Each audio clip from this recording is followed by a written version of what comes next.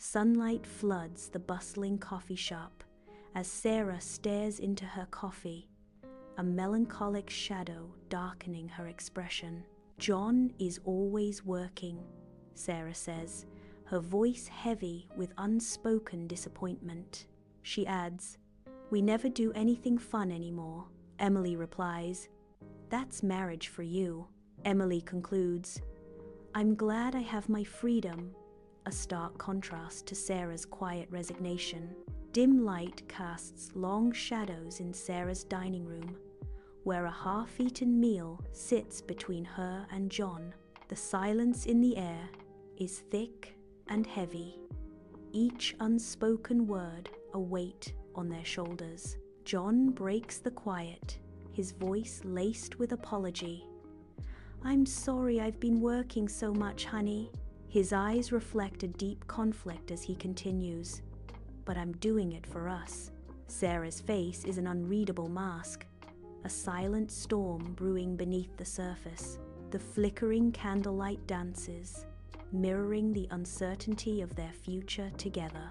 Dim light bathes the bar in shadows, where Sarah sits alone, watching as Emily laughs, her voice bright against the bar's murmur. Emily, carefree and radiant, leans against the bar, engaged in lively banter with a stranger. Sarah's gaze lingers on Emily, her expression a complex blend of amusement and a touch of envy.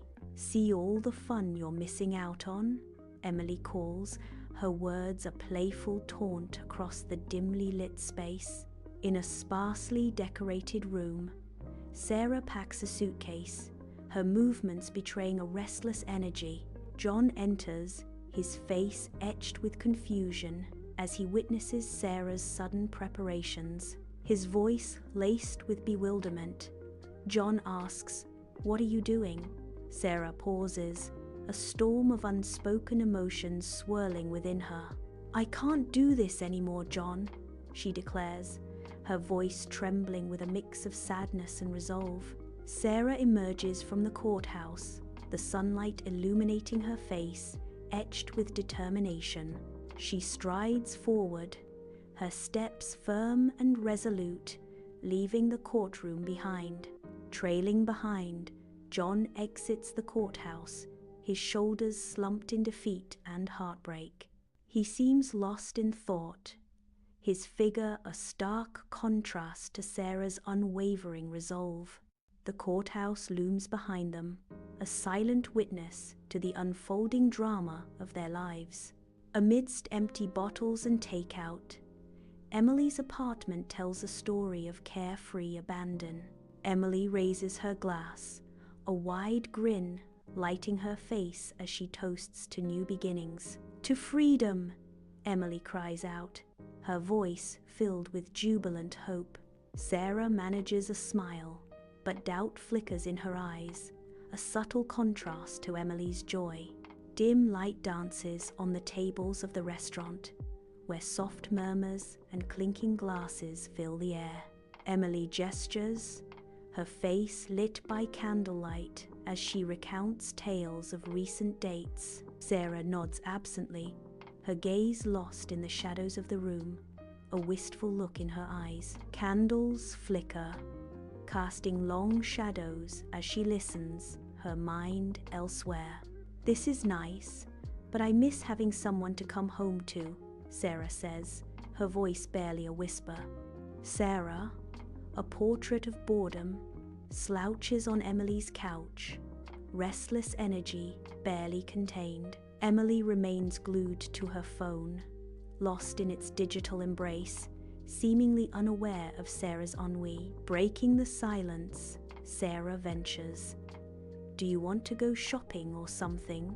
Without looking up, Emily curtly replies, "I'm busy," the screen's glow reflecting in her indifferent eyes. In the dimly lit bar, Sarah sits alone, her sorrowful gaze lost in the swirling depths of her drink. The clinking of glasses and murmurs of voices fade as melancholy cloaks her in solitude. Across the crowded room, a burst of laughter draws her eye. Emily, radiant and animated, is surrounded by friends, her joy a stark contrast to Sarah's quiet despair. Sarah watches, unnoticed, as Emily's laughter echoes in the crowded space.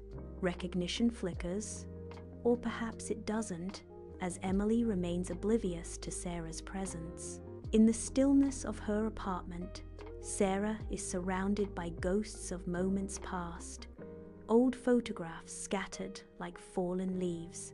Each photo captures a shared smile with John, a memory now bittersweet, a phantom touch in the quiet room. As she flips through the images, memories flicker across her face, each one a painful echo of what was. Tears begin to trace paths down her cheeks, silent witnesses to the ache in her heart.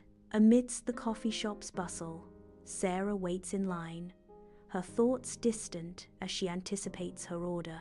Lisa's sudden appearance breaks through Sarah's reverie. Surprise lights up Lisa's face. "How are you doing, Sarah? I heard about you and John," Lisa asks, her voice a mix of concern and curiosity. Sarah's face clouds over as she admits, her voice tinged with regret. "I think I made a mistake." Her admission hangs heavy, the aroma of coffee doing little to mask the bitter taste of realization. Sarah drives, lost in thought, oblivious to her surroundings. The car turns, guided by muscle memory, down a familiar street. Sunlight glints off the windshield as she continues, unaware of her destination. Old houses and familiar trees line the road. Ghosts of memories flicker. The car rolls on, drawn back to a place she thought she'd left behind. Sarah's car slows as her old house comes into view, stirring memories and emotions. What is this? John and Emily are together in the yard, their laughter echoing in the air. Water glistens as they tend to the grass, lost in a shared moment of joy. The sight of them together evokes a mix of emotions in Sarah. "You and Emily? I thought she was my friend." Inside the car, Sarah's world seems to freeze as she locks eyes with John. John says, "You walked out on me." A wave of heartbreak washes over her, threatening to shatter the composure she struggles to maintain. "I got what I wanted, but lost what I had." Silent tears begin to, betraying the depth of her inner turmoil. Betrayed by my friend. Under daylight, Sarah's old house stands silent, holding secrets within its aged walls. A car approaches, breaking the stillness. Its arrival an intrusion on the quiet scene. John spots Sarah's car parked outside, his eyes widening in a sudden realization. His face contorts in shock, a mixture of surprise and disbelief etched on his features. What have I done? The discovery hits him hard, altering his expression. How did I get here? He stops. Was this planned, and how did I give in to this? Sarah floors it. Tires scream against asphalt as she speeds away, a desperate escape etched in the car's violent motion. Her face contorts with raw emotion, tears streaming down her cheeks, each drop a testament to a heart breaking. A sob tears from her throat, the sound swallowed by the roar of the engine, a symphony of despair and regret. I've been tricked by the devil. The weight of her choice crashes down, a crushing burden suffocating her in the confines of the speeding car. Lord, if I would listened, he tried to tell me. Like, comment, subscribe,